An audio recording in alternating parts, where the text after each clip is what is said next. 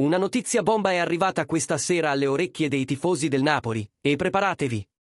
Perché quello che stiamo per rivelare farà emozionare tutti coloro che amano il nostro club. Come sempre, siamo qui per portarvi gli aggiornamenti più scottanti e rilevanti sul Napoli.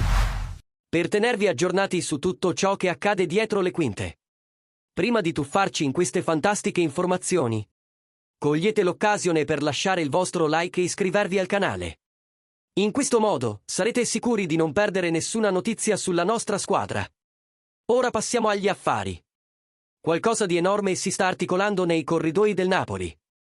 Una mossa impressionante che promette di trasformare il futuro del club e di accendere ancora di più la passione dei nostri tifosi. Cosa c'è in serbo? Restate con noi, perché questo è solo l'inizio di una vera e propria svolta. Il Napoli è alla ricerca di rinforzi per gennaio e uno dei nomi che rimane nei radar è quello di Amar Dedić del Red Bull Salisburgo. Il club partenopeo aveva già provato a portare il terzino destro la scorsa estate, ma la trattativa non era andata avanti.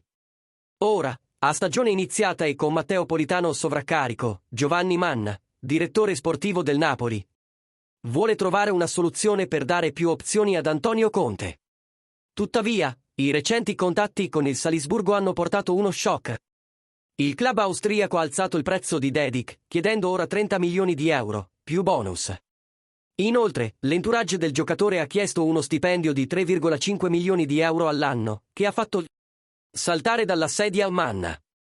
Queste cifre sono considerate fuori portata per il Napoli, soprattutto perché si dice che anche i club della Premier League siano interessati al giocatore. Tuttavia, il Napoli non intende restare fermo.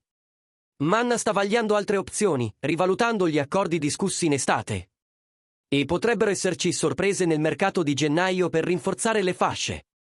Ora, tifosi, vogliamo sapere cosa ne pensate. Il Napoli dovrebbe insistere per ingaggiare Amar Dedić, anche a questi prezzi? O sarebbe meglio puntare su altre opzioni più abbordabili? Lasciate un commento qui sotto e partecipate a questa discussione sul futuro della nostra squadra e sui suoi rinforzi.